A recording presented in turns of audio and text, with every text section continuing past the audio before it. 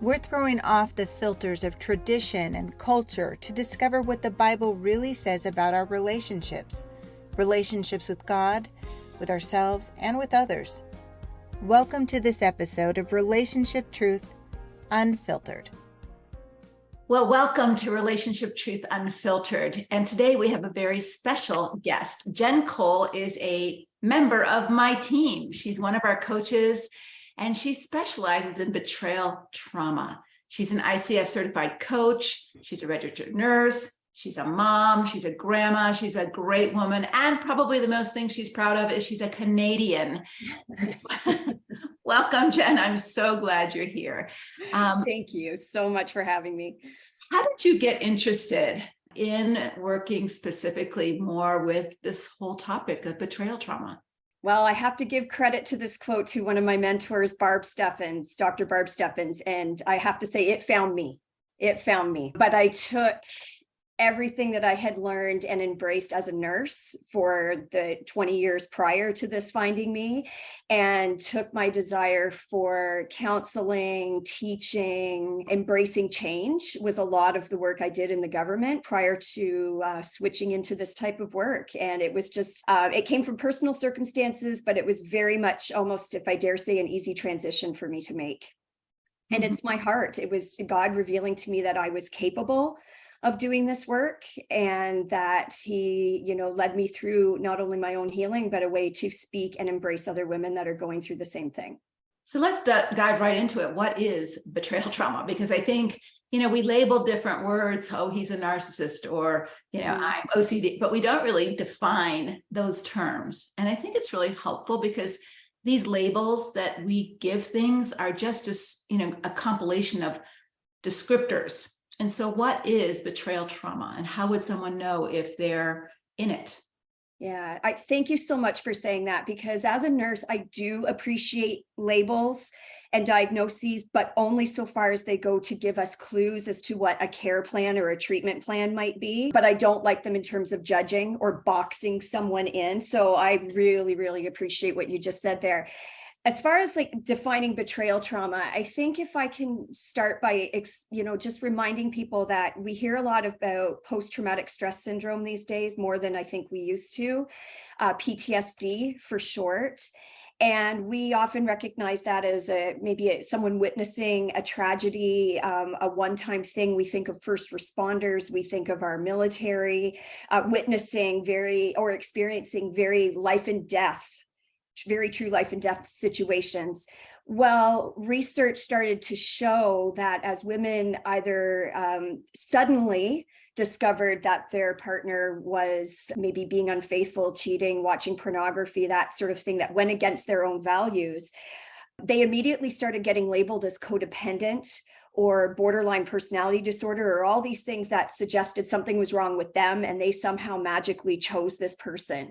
But as research developed, they recognized that women were showing signs of actual trauma, just like we hear about PTSD. So it's everything from a hyperactive nervous system where you're easily startled. You wake up with nightmares, sometimes even night terrors. Your physiological system can change. So your blood pressure goes up, your heart races. You get triggers, sometimes panic attacks. And none of these things may, to you, feel like they're directly associated to something you've just uncovered, or maybe are experiencing and you don't even know your reality just yet. They can just happen out of the blue. They're often that you feel out of control because it's just your body and your mind trying to protect you from everything that's going on. So when it's betrayal trauma, it's whatever you feel is betrayal, and then how it surfaces in you can change and be a variety of symptoms. But it's a very real thing. And I want our listeners to know that it is very real. It is not made up. And when you experience those both mental and physical bizarre symptoms, it's really happening to you. Yeah, let's unpack that some more, because I think we have two words here. One is betrayal and one is trauma. Mm-hmm. And I think I'd like to just focus a bit on the word betrayal, because I think that is such an important piece of this. When you trust someone, You trust them to do you good, not harm, all the days of your life. You married someone because you trust them. You don't marry people you don't trust. So you married someone because you trusted that they would be faithful and honest and, love you and care for you and not harm you in physical, abusive, sexual, financial ways. And when you find out that that's not true, when that trust has been broken, and I think betrayal trauma has sort of been segued into the whole sexual betrayal trauma area, but there's betrayal trauma in a financial area too. Mm-hmm. There's lots of times when you find out that your husband has taken out huge amounts of debt on your credit card or huge amounts of loans that you didn't know about. And so when you're betrayed in the very core of that relationship, and you start to feel a little crazy because not only is the relationship itself shattered, but your picture of him is shattered. But not only that, your picture of yourself is shattered because it's like, what's wrong with me that I trusted him, or that I didn't see this, or that I never knew this, or that I trusted this kind of person. And so now we don't even trust ourselves. So it really is a compilation of all these things, both the betrayal and the loss of trust in 3 areas, and then how that affects body, our mind, our spirit. And that's the trauma. Yeah. Yeah. I think you've just nailed it. The betrayal can come from anywhere. And then the associated trauma comes from that. Seemingly it feels like life or death because you've suddenly been exposed, most often suddenly, but sometimes we call it also complex trauma, where it's just a buildup over time and you sometimes don't even realize it's happening, like that frog in the boiling water kind of idea. But that betrayal, like you said, can come from a variety of ways. And it is, I hear women say this all the time. It's almost like we sing from the same songbook, but I hear women say I woke up to a stranger. So can you imagine whether you've been married, you're on your honeymoon, or you've been married 35 years, and that feeling of waking up to a stranger? Can you imagine actually waking up and there's this completely different person in your bed? Of course you'd be alarmed. Of course you'd jump right out of bed. Of course you'd be panicked. Of course you'd be wondering if your life was in danger. It's no different from these women who no longer know what their reality is or was. And I liken it to all of a sudden everything in your filing cabinet, that's in your brain and in your heart, suddenly gets dumped onto the floor. And now you're left picking up every single file to double check does that go back? Was this real? Did this really happen to me? Was he really present when our kids had their 6th birthday? Was he doing whatever behind my back as I was delivering our children? Oh my gosh, I can't believe the bank literally just knocked on my door and said they're foreclosing on my house. I've had women talk about that. So, it's all of those things that really speak to any level of betrayal. And then switching over to the trauma is where you have that real right to think that your life could be in danger. And when we do talk about the sexual thing, it can often be STDs where you might not know. So, and some of them can be lead to more life-threatening types of conditions. And Leslie, at the risk of being dramatic, this is unfortunately the truth, there can be life or death consequences when there are affairs and other people get involved. And we've heard of tragedies of people taking action into their own hands to a point of something lethal. So there is very much a reason to feel like it's a life or death situation, which was one of the original definitions of trauma. So when you're in that place, not only do you not know him anymore, but you don't even know yourself anymore because you're so scrambled inside, like that file cabinet just got dumped. Yeah. And so all the little categories that you had in your brain and your body for safety and for trust and what's real and what's not real and what's true and what's not true is like a file cabinet that's been upended with 1 million papers in your spirit and your body and your soul and your mind. And you don't have the strength now to sort them out. And so it's really, really important that we understand if you're in that place, and listeners, if you're in that place, we really want to help you. But here's where we make a big mistake, especially as Christians. As Christians, we immediately think when this happens, oh no, how do I get him to stop? Or how do I save my marriage? But what might be a better question, Jen, for someone who's right in that initial, my life has turned upside down with a betrayal. Mm-hmm. What might be a better question to ask oneself or even others? at first thought, best thought is what I always say. And when you ask me that is, what do I need right now to feel safe? For me. For me, what do I need to feel safe? That's it. And then we go from there. The next question quickly, I don't even know if I could put them on the same level, is what do I have the right to? Because we often forget. So again, talking about that complex sort of trauma where it's built up over time, we often get lost in what we think we have the right to. I mean, Leslie, you and I have encountered so many women over the years that it's almost like the light just dawns that, oh my gosh, that's abusive? Really? What I've been experiencing for 15 years is actually destructive because it's just not obvious to her for whatever reason, right? Because you either become used to it or you've been in denial or whatever. And this just allows us to step back and go, wait a second, time out here. What do I have the right to? What do I desire? What does God promise for me in a healthy marriage? And really step back and look at that. And I think that question, what matters most right now, and you said my safety, that's really important. And I'm going to make that a little bit bigger. Safety is the first component of it, but your self-care is the most important right now, because if you don't take care of you, there is no way you can address a problem. And so the problem is out there, him and his sex addict, financial mismanagement, an affair partner, whatever the problem is out there that shocked and shattered you. Right now, you're on the ground, taken by an ambulance, and it's not about fixing the problem, it's about fixing you in order for you to have the capacity to decide what you want to do about fixing the problem. So what do you need right now? You need a safe place to do some healing. Yeah. And just like you said, I love that analogy about the ambulance. I use that often. And I want to just, speak my heart to those that are listening right now. I've had so many people just kind of almost breathe a sigh of relief when I use a similar analogy saying, I'm lying. Someone just hit me. It's usually your husband if we're talking about this type of sexual betrayal. Someone just hit me with a car and I am just laid out on the road, bleeding to death. And then sometimes we hear of bystanders coming up and tending to the husband. Oh, they're there. Oh, he's such a nice guy. While you're laying there bleeding and needing first aid. Or you even take it upon yourself. Like you said, Leslie, some women's instinct is to go and, well, what can I do to fix this? Or what can I do to help him? Or do I need to forgive right away? You're bleeding. You need first aid right now. You need triage. We'll deal with him later, yes, but right now you need that triage. And then as we fast forward through that healing journey, I also want to speak to the hearts of those that have either been confused as to what they have a right to for their own healing, or maybe, dare I say, a little bit bitter and angry that they have to do that work. Because again, I liken it to that driver, call it a drunk driver even, that's hit you. Are they to blame? Absolutely, 100 million%.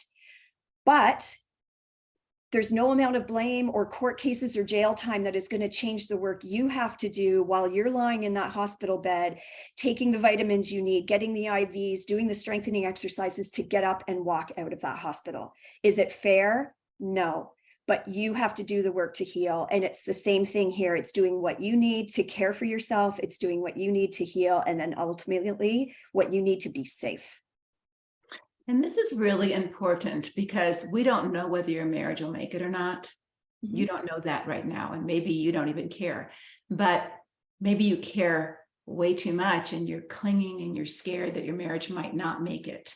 But it's really important that you honor yourself and the impact this has had on you, because chances are the person who did it to you won't. Chances are that even the church or the Christian council that you might go to might not.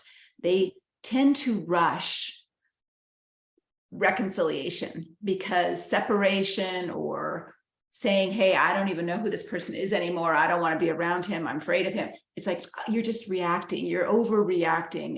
This happens to lots of couples. This can be, we can work on this. We can make this happen. And I'm not saying they mean to be insensitive, but they are. And if someone was a drunk driver and they did crash into you and you were flat on your back and you did need to go to the hospital in intensive care, if that drunk driver was truly repentant over what they did, they would definitely admit what they did they would definitely pay for your hospital bills and any other amends that they could possibly make for the damage they caused you. Oftentimes we see in this situation excuse making, blame shifting, rationalization, and last resort, why do you keep trying to make me feel bad? You're just rubbing my nose in it all the time.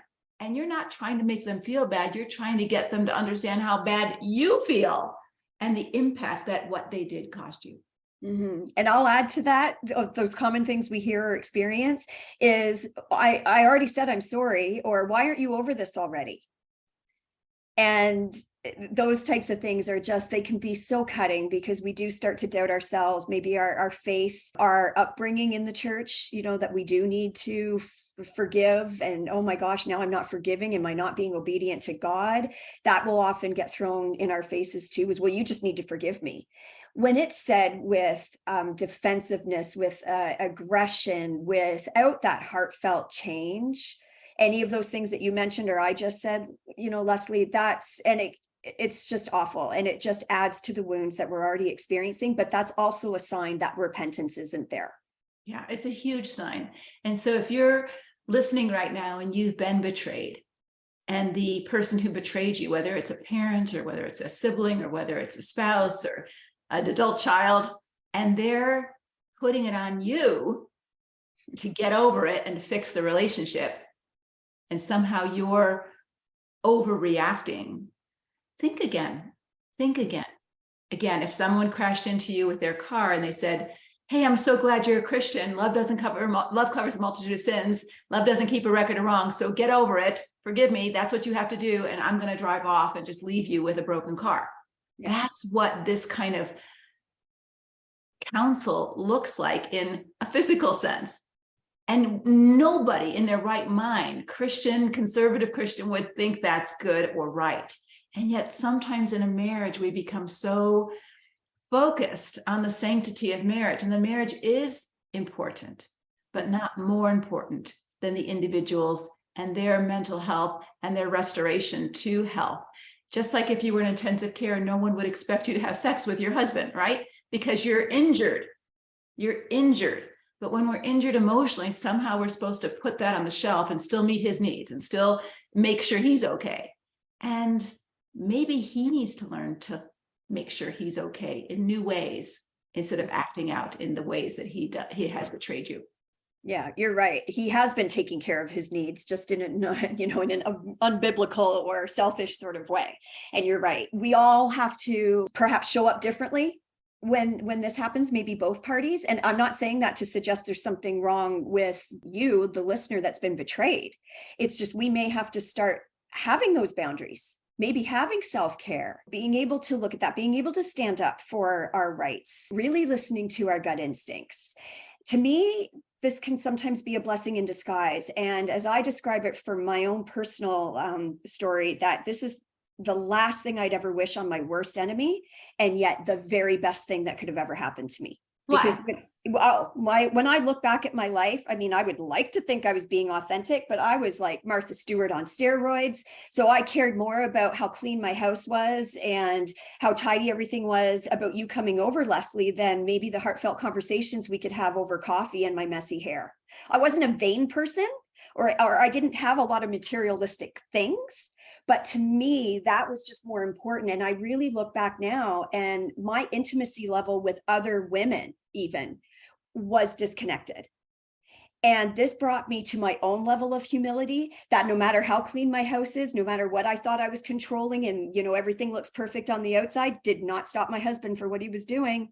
And so it brought me to a whole other level of humility that I love, because God helped me rise to that. What started out as a faith of desperation with God and reaching out to him, then very quickly turned to a faith of surrender, and my love relationship with God just exploded from there. So how can you ever regret that? Right? But that's my story. And, we're fast forwarding 11 years. Not that it's taken me that long to get here, but I'm sensitive to those that are just experiencing this now. You may be very much in that trauma fog and not know where to turn. And Leslie, before I forget, I do want to mention one thing, because you reminded me of this a few minutes ago. yes, we want your safety to be first and foremost, and assuming your physical safety is taken care of right now. I also want listeners to know that it's okay. Not making a decision right now is still a decision. You don't have to decide right now if it's right to leave or right to stay. Boundaries can be, we always say we want them to be firm but flexible, that you have the right to change your mind as you're going through some of these very, very difficult emotions. And as we use the file cabinet analogy, you are picking up these pieces of paper one by one and reevaluating where they go back. That takes time. Your work to heal and time is what's going to reveal the right decisions for you.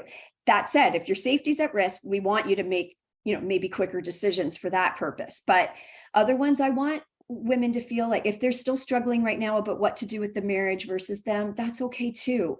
We're here as coaches. We meet you where you're at, and we help guide you along that your own journey at your own pace. And so I just want people to know that my heart is with them. And I understand that sometimes we just can't see the forest for the trees right now from that trauma fog. Okay, so let's say there's someone in the audience and she's saying, that's me, that's me. What would be my first step? I don't have an emotional ambulance taker to take me to the hospital. I don't, what is my very first step to take care of me? Yeah. Besides the self-care that you can do starting right now, this minute, it's a deep breath, it's a prayer, right up to whatever it is you need to do to make sure you have proper intake, proper sleep, all of those basic needs. The next thing I would say is find that safe, trusted person, preferably another female. It could be a pastoral helper. It could be a professional helper. It could be a friend, a sister, somebody that is very trusting and willing not to pass judgment on your heart. Because when we're first experiencing this, I think the greatest need we probably have outside of those physical things I mentioned in our safety is validation, acknowledgement, just love and support, that empathy, someone getting down in the pit with us, as Brene Brown describes it, right? It's not sympathy where someone's reaching down trying to give you a hand up. It's jumping into the pit and just being there with you. Sometimes that's all, we need that more than anything. And that can only come from a safe person that knows how and is equipped to be empathetic to you at that time. It's sort of like if someone hit your child with a car and you were frantic and scared and overwhelmed and sobbing and cursing or whatever you were doing. Mm-hmm. No one would come up to you and say, well, you shouldn't act that way. That's not what a good Christian does. They would jump in the pit with you and validate. You have every right to be angry. And they wouldn't criticize how you're expressing your anger in that moment. You're just vomiting. And when you're vomiting, you want someone to rub your back and give you a tissue, not say, ooh, you got some vomit on my shoe. And so if you're... And clean that up. And clean it up, yeah. So if you're vomiting out all these emotions, you need someone who has the capacity to, just like Job's friends at the beginning of his trauma, they sat with him and they said not a word for 2 weeks. Then they started talking and really messed things up. But for the beginning, they did a good job at just validating his trauma. He lost a lot. Mm-hmm. And so you need someone, and don't feel like you have to sanitize that for them. And if they can't handle it, then that's not the right person. And so one of the things that there's so many different support groups now for women who have been betrayed in betrayal trauma, because they do know what it's like. They've been hit by a car too. They do know what it feels like. They've been feeling sick and vomiting their guts out too. And so they're more likely to understand in a compassionate and kind way to give you that space to just get it out, sob your heart out, get your anger out on the table so that you can look at it. Yeah, absolutely. And to add, of course, we've already mentioned this, but to not feel like you're going crazy. Sometimes having that somewhat objective ear, because they're not right in the throes of it with you. And so still empathetic, but able to see it from the outside looking in, they can sometimes give you some of, the biggest pointers, that maybe see some blind spots and share those lovingly with you. Again, not to suggest there's anything wrong with you, but just when you're in that trauma fog, You need that trusted, safe person to just release that on before you can really start doing what you need to do next, the healing work, the decision making, whatever it is that you feel like you need to do at that time. That's what I find is one of the biggest challenges, Leslie, is not vomiting all over everybody, because not everyone's going to be a safe person and they may throw that vomit right back on you. The other analogy I use is this isn't, although it feels like it, this is not the same as a physical death, in the sense where you put an announcement in the paper, the church messages go out, your husband has just passed tragically and awfully and whatever. You've got, I don't know about your church, but I would have a lineup at my door with casseroles. It's what we do as church people, right? And we do prayers and we do whatever. This is often a betrayal. This is often a trauma kept in secret. The woman doesn't know. She feels ashamed sometimes. Old school thinking is, well, she must have done something wrong if he's sleeping around. All of that sort of stuff that keeps us in isolation. And you don't put out the obituary notice to say this happened to me. And even if you do have a great circle of support, they don't know to come and help you do your laundry. Maybe that's what you need. You just need someone to look after the kids for half an hour so you can finally take that shower you haven't felt like taking for a week. They don't know to do that. They don't know that you might need a casserole to be fed. It's just not the same type of grief, yet it very much feels the same way. I've had women say to me more than once, it would be easier if he had died. Not that they were wishing that upon him, please hear my heart, but they say it would be easier if he had died, both because they would have a finality to the pain and would start to be able to heal from it, but also because of the lack of support that they have when it's this kind of just upheaval in their life versus a physical death. And so it's finding those trusted people that can really help nurture you during this very difficult time. You know, during this time, especially if the marriage is shaky, I think a woman starts to feel not only, I mean, she's unglued because of what she found out, but she starts to feel like I've got to fix this so I don't feel so shaky about my future. Mm-hmm. So instead of fixing me, herself, she's trying to fix the marriage so it doesn't break. And what's that phrase that we use about the bird developing her wings instead of fixing the branch? Yes, it's something I should know this off by heart because I use it all the time. It's about the something about the bird doesn't have faith in the branch at which it's sitting on. It has faith in its own wings to fly if the branch breaks, something along those lines. So it really is, Leslie, you and I are all about empowering women in whatever things they're facing. And this is very much an opportunity for that we're no longer in a healthy way, okay, dependent on our spouse for our well-being or the marriage in order for us to feel like we're okay. We may have put everything we've had into marriage. And I've had a lot of women kind of come to the realization they were using that as their idol. Right. And God love them for coming to that realization, because I think all those years we think we're doing the right thing, right? We're pouring into this relationship that God gave us.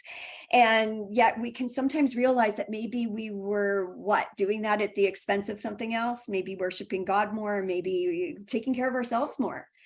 And so the natural instinct, I think I find in women is, for a variety of reasons, it's her own need for safety. I think when we see control issues, for those listening, I'm doing air quotes, for those that may be called, controlling or something like that, is born out of a need for safety. Let's just call it out. And it does surface in different ways. And so women may be well-intended, or maybe it is just a flat out manipulation. I need him to watch this, video. I need him to go to our pastor. I need him to confess to his mother in order for me to be okay.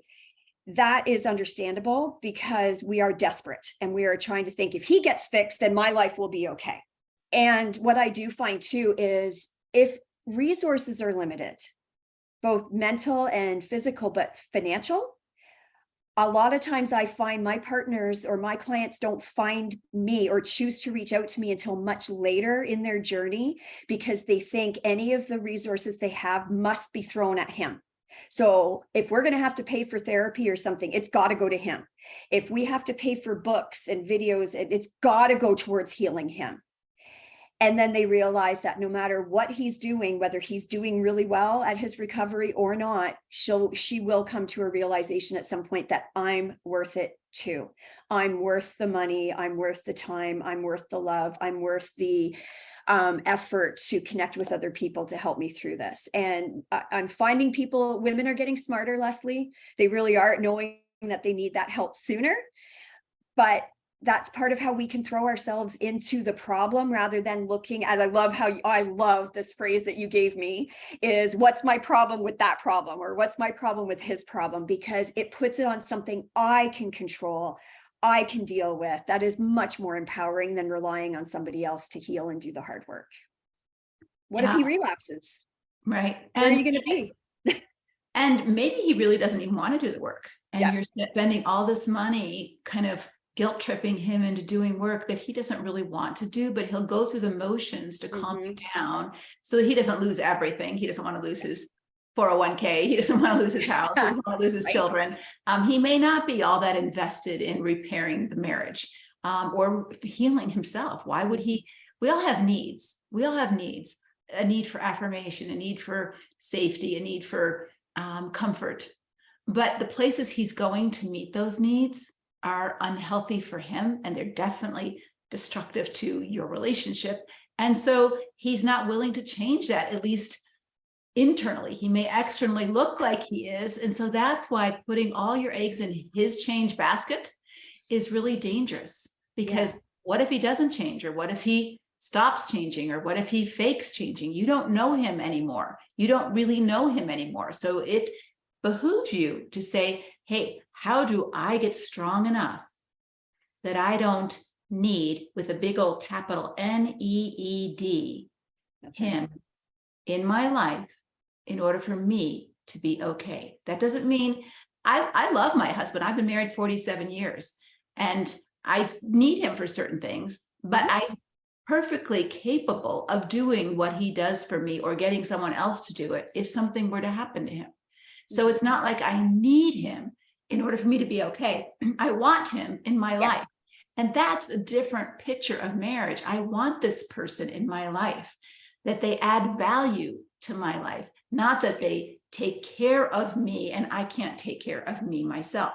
And so if that's you and you're listening to this, your work is to heal. And then, like Jen said, grow, so that if he betrays you again, if you decide to stay with him, or someone else betrays you, life is hard. People betray Jesus. It's not just in marriage that people get betrayed. Right. That you know how to handle yourself. And it's not as scary and devastating as if you are totally dependent on that person for your well-being. Yeah. Thank you, because that branch could break at any moment. So when we're talking more specifically about problematic sexual behavior, we've got some of the best guys out there. I know, I've met them, that have gone through all the work of not only the check boxes that you mentioned, but it's turned into real heart change, that internal motivation as opposed to the external pressure that we call motivation. And I am the last one to ever say that relapse is a part of recovery, because I don't believe that. So anyone listening that's heard that, that's not true. But relapse do happen. Okay, relapses do happen. So if you haven't done the work to heal and secure yourself and get your wings strong, so that if his relapse, aka the branch, breaks, you're going to be okay. Is it going to suck? Absolutely, it's terrible. But you've got a plan in place, and you are much stronger than you ever were before to be able to handle it, to love yourself through it, to not be maybe as traumatized as the first time. You are not going to be taken off guard. Doesn't mean you're living guarded anymore for the rest of your life. You can put your faith in God, and you can create your safety plan, emotional or otherwise, financial, physical, and plan for it. As Lisa Turker says, remember, we plan in times of strength for times of struggle. And that's what I always called my emergency planning portfolio as a nurse back in the day for home care. And I would plan all these worst case scenarios, do a tabletop exercise with all the vested parties, and then put it in a binder and stick it on the shelf. I didn't have to worry day to day about what I would do if and when that happened. If it did, awful, I'd pull it down off the shelf and I'd go, okay, we said we'd do all these things. Similar to that, we want to do our work. We want to get closer to God. We want to find those trusted people. We want to have the confidence that I'm in a position to want you, not need you. And one of the things that you said, Jen, that I'm just going to circle back to for our listeners, is that you said, the worst thing actually became the best thing. And when you come to a place, because it forced me to move out of Miss Perfect Christian and into a more authentic, real person. And so I think when we have those experiences, when we have post-traumatic growth, when we understand ourselves better, that we are a better version of ourselves, not in spite of, but because of, we're not as afraid. We're not as afraid of the future because we do trust God in that Bible verse where he says he causes all things to work out for our good. And our good is our growth, not necessarily our marital happiness or our material happiness, but for our good. And you're saying that this terrible betrayal trauma worked for not only your good, but for your husband's good and for your marriage's good.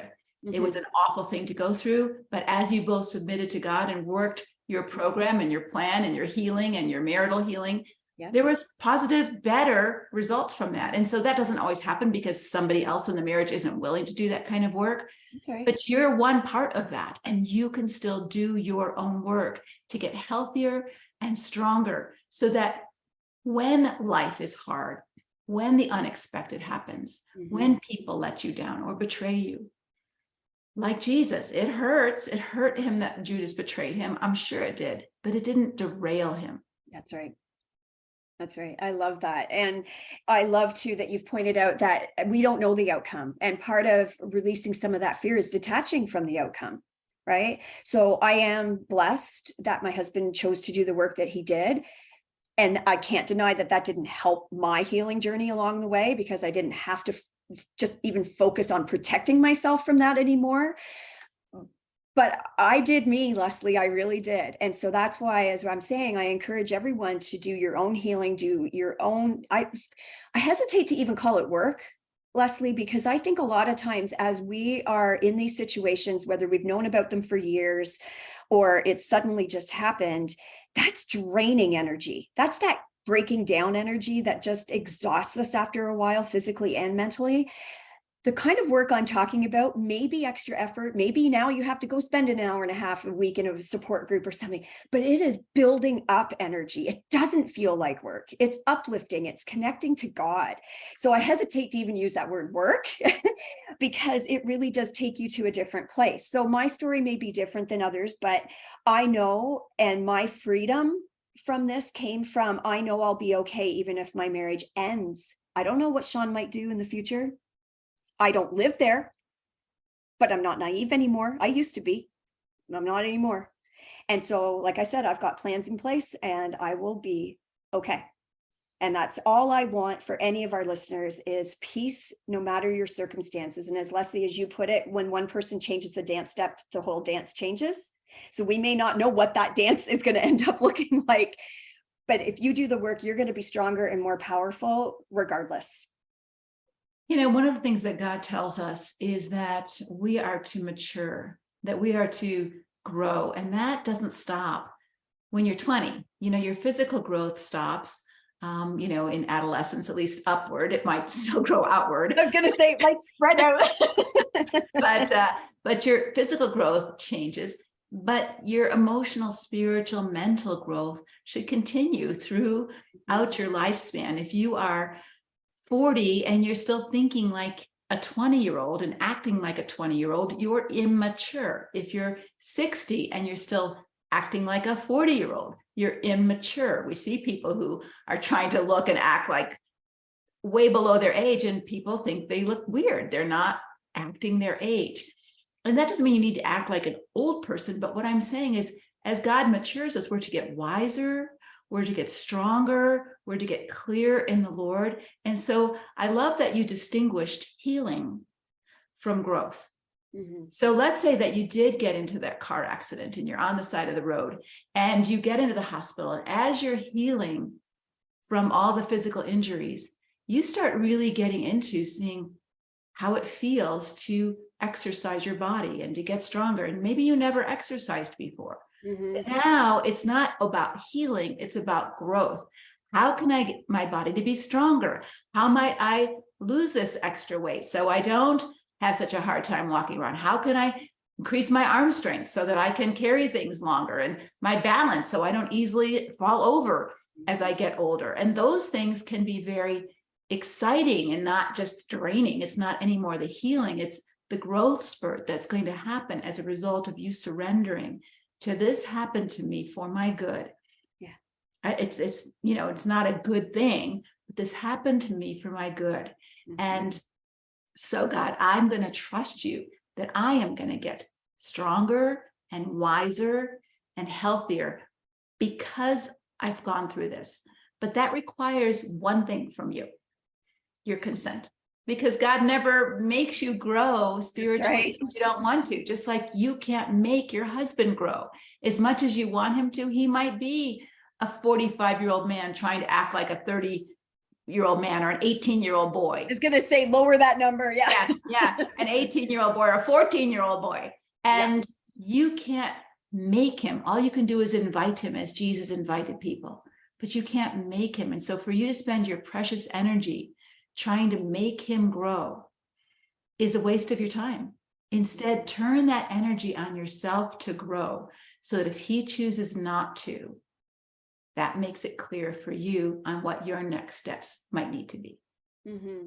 I love that. And you mentioned this term a few moments ago, post-traumatic growth.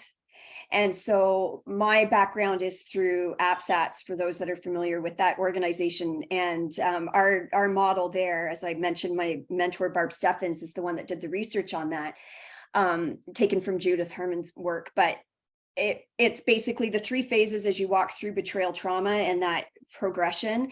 It starts off, as we've already mentioned, safety and stabilization. You can't do anything else until you have that foundation. And then you can be in any one of these phases at any time. But if you were looking at it more linear, you then move into more of the grieving, that's maybe where more therapy is involved and less coaching at that point, because you really are looking in the past and how did I get here and the grief of what you're experiencing. But that last phase is that what we call post-traumatic growth. But the other word for that is connection. Connection to self, connection to others, connection to God. And I don't know why it took me all of my 50 years and a Bible class that I'm taking, a Bible college course I'm taking right now. But I've heard this the scripture forever, perfect love casts out all fear. It was just revealed to me through this course that as we grow in our relationship with God and have that deeper connection with him through scripture, through prayer time, through meditation, you get to know him on a much more intimate level. And just like we do with other human beings, the deeper we're vulnerable and the more intimate we get connected to that other person, there's less fear. And that's when you have that relationship and that perfect love that you strive to have with God, it casts out all fear. And without that fear, we're free. We're free to make choices for ourselves. We're free to stay married if we want to, not out of force or coercion or fear of his, losing his 401k or sharing custody with the kids. You get choices now. And that to me is the best thing, through God, through connection with others and connection with myself or yourself. Thanks, Jen, for that. This is our podcast, Relationship Truth Unfiltered, our relationship or our connection with God, our connection with others and our relationship with others and what goes wrong there, and our connection with ourselves. And so I'd like to just close, Jen, with this idea that for a Christian woman in a conservative setting, connection with self is a complete blank because they've never been taught to value themselves or connect with themselves. They've been taught to die to themselves and don't think of themselves. They use the verses in scripture as proof texts that it's selfish to think of yourself. But the verses that we're talking about, Philippians, for example, do not look only to your own interests, but also to the interests of others. Understand that word only. You're to look to your interests, not only to your own interests. Don't be selfish, in other words, but that's right. You need to look to your interests. And dying to yourself doesn't mean becoming nothing. It means dying to your immaturity. You have to let go of your immaturity in order to gain your maturity. So as a child, for example, lets go of pooping in their pants so that they can learn to go on the toilet, so that they can go to school. Yes. They're growing, they're transforming. In order to transform, like a seed has to let go of the shell and stop becoming a seed in order to become the tree, the flower, the cucumber, the watermelon, the rose that God created it to be. So again, we've misused these scriptures in a oppressive kind of way that have kept women stuck and small and silent. And I'm not sure it was intentional, but it's certainly had its impact. So when we talk about self-care and taking care of yourself, take a look in the book of Proverbs and look at how much it talks about having self-awareness and self-control and self-discipline so that you can self-correct yourself. Well, who does all this self-work if you're not paying attention to your connection with yourself? And being good stewards. God gave us these gifts so that we can be good stewards. And, as we often hear, it's like putting the oxygen mask on yourself before you're able to help others. So if you have to reframe it like that too, if you're worried about your kids or you're worried about someone else in your circle right now, looking after yourself is actually a loving thing to do so that you can love on others. Because you're no good to yourself if you're not sleeping, not eating, not nurturing your well-being emotionally or otherwise. So I know, Leslie, you and I could talk all day about boundaries and self-care, but it's a really important message for us to leave everybody with, because if they hear nothing else from today, I really want them to take away that it's okay. Look after yourself. It's not selfish, it's loving. Yeah, and really it's so important. It's so important because when we talk about loving others, when the Lord tells us to love others as you love yourself, that's taking care of yourself, being responsible for yourself. Who stewards that? Who takes every thought captive to the obedience of Christ if you don't? Who guards your heart above all else if you don't? And so when you do that work that we're talking about, guess what? It enables you, it empowers you to freely love. When you don't do your work, what looks like love on the surface is ruled by fear. I'm afraid you'll be mad at me. I'm afraid you'll leave me. I'm afraid God will be mad at me. I'm afraid that you won't like me if I don't do this. And so that's not real love at all. That's need-based love, not free-based love. And so you have to do your work in order to have the wisdom to know how to love well, especially in these kind of situations, because sometimes love is tough and says no, or has a boundary, not because you're being cruel, but because you love them and you're loving them in freedom, and that you're not worrying about how they're going to be mad at you for saying no. And that's where the strength to form boundaries comes. We could go on and on. Oh, yes. But I hope, listeners, you found this podcast helpful. If you have been betrayed in any way, understand that God knows how you feel. He's been betrayed too. You have a loving Heavenly Father and an advocate in the Holy Spirit who can comfort you in your pain. And you have sisters in this world who have been through what you've been through. Please don't do this in isolation. Connect with others. Any final words, Jen? Oh, just love it. Reach out. Don't let this be an isolating event. We know shame thrives in the darkness, thrives in secrecy. Please, as whatever you can do to step out of that with a safe person or a trusted professional, you owe it to yourself. You owe it to the rest of your life and to your heart to be able to take those steps. I strongly encourage you, and I will pray for you and every listener that's out there experiencing anything close to this. Can you do that right now? Yes, I would love to. I would love to.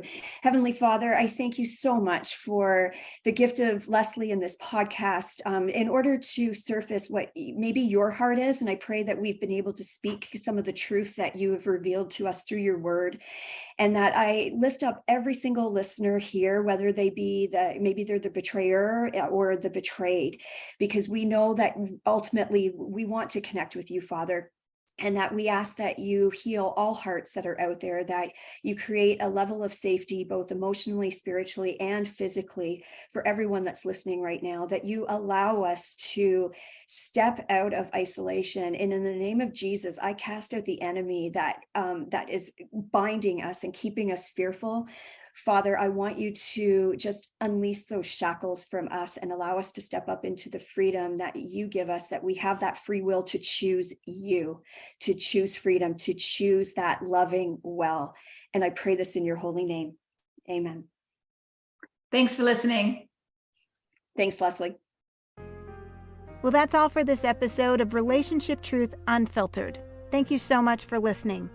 Go to leslievernick.com for more resources. If this show was helpful, please subscribe and share, and we would love your honest rating and review. Until next time, may God bless your relationships with Him, with yourself, and with others.